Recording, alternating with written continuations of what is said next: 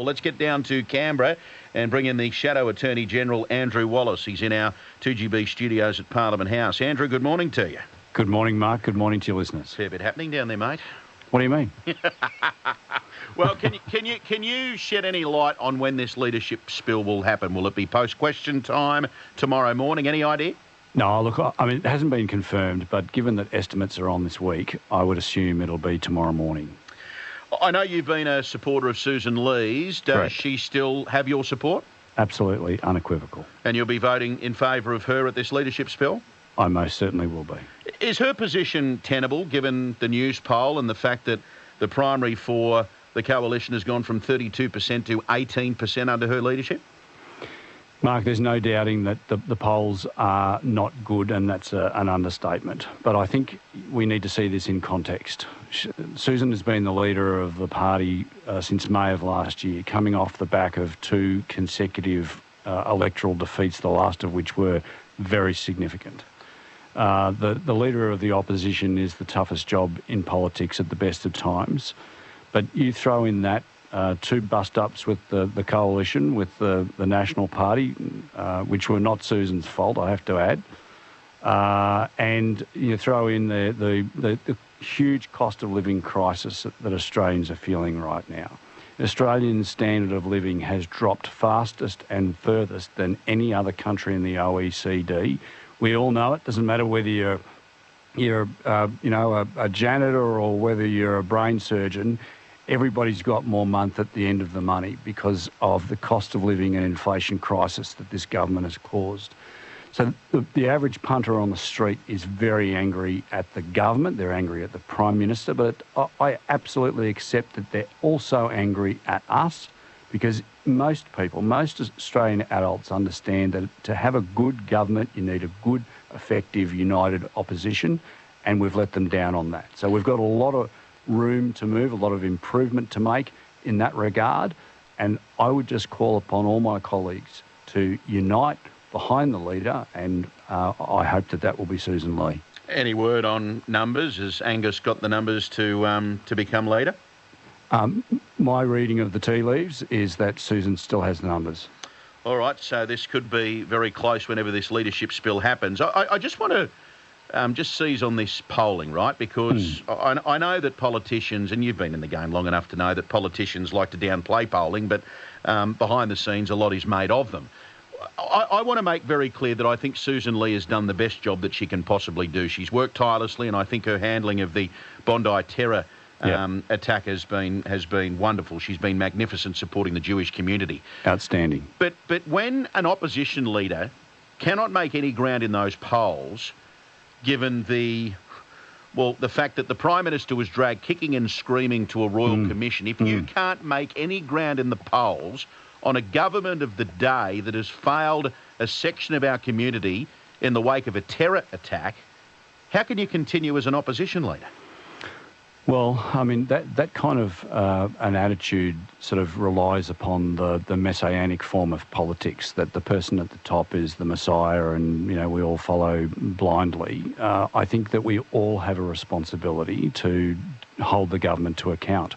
Each and every single one of the members of the House of Reps and the senators of the Liberal Party and the National Party need to be pulling together as a team. This is not just on Sussan. The polling results, look, the polls had us winning the last election, Mark. That's how bad the polls can be. Now, I'm not going to sugarcoat this. I'm not going to suggest that everything actually is tickety-boo. I'm not that silly. But I think that the fundamental problem that Australians are picking up on is that we're not a united team, and we need to be. This is a terrible government. I used to say it's the worst government since Whitlam. I don't say that anymore. I just say it's the worst government that we've had. And Australians are doing it tough.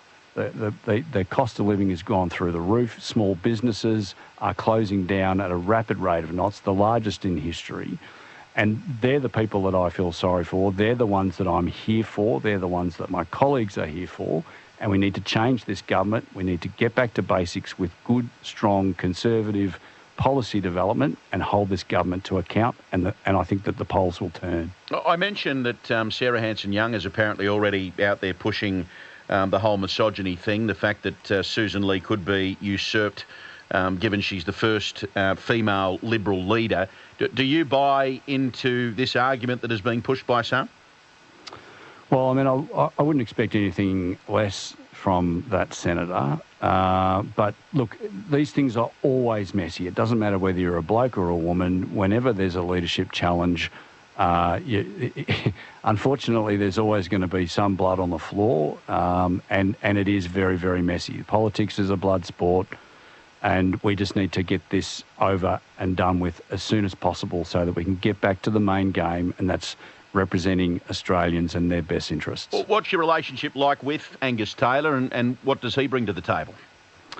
Look, I was very challenged at the last leadership challenge in May after the election because Angus is a friend of mine. But I believed, and I still believe, that Sussan Ley was the best option for us. But Angus is a friend of mine. We ride bikes together. So you can imagine some of those conversations have been pretty challenging over the last few months. That's a worry. I hope you're not in Lycra together. But, you know, look, Angus is a mate. He's a very smart guy.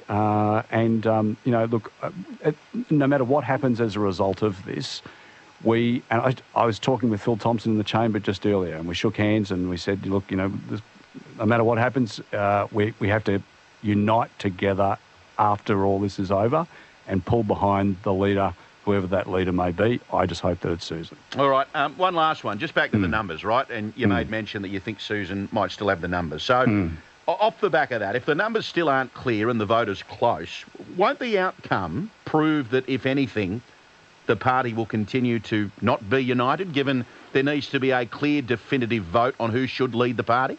Well, I mean, the corollary of that, of course, Mark, is that the same goes the other way. But look, I don't think there's any doubt that the result is going to be close. So, you know, I think we should all prepare for ourselves for a close vote. But that's why I'm saying over the course of the next 24 hours, it's really important that my colleagues maintain, you know, dignity and respect of each other, because at the end of the day, we'll be working with them just as closely as we were beforehand, but hopefully in a more united manner. And just one last crack at this. Will it be tonight? Will it be tomorrow morning? Will it be next week? What's the go there? I suspect it'll be Friday, tomorrow morning. Tomorrow morning, okay. We need to get this done. We need to lance the boil and get back to our electorates. We've got 2 weeks before we're back here. So it would be silly to do it any other time, in my view. All right. I said I know that was the last question, but I've got to ask you this because I've just seen this pop up on Sky News. Yeah. James Patterson has quit the shadow front bench. Does that surprise you? Look, if a front bencher believes that he or she can no longer support the leader of the party, it's incumbent upon them to resign from the front bench. So, well, it's not only James Patterson, Andrew, it's John O'Dunniam as well, who's the Shadow Home Affairs spokesperson. So they're fairly two senior members of Sussan Ley's front bench. They are indeed. So it doesn't surprise you at all? Nothing surprises me anymore in this game. All right, I tried. Andrew, thanks, Mark. I thank you for your time. It's going to be an interesting 24 hours. It will. Thank you, mate. Talk soon. There he is, the Shadow Attorney-General Andrew Wallace, who has made clear in no uncertain terms that he's a Sussan Ley supporter. Authorised by Andrew Wallace, LNP, Boccarina, Queensland.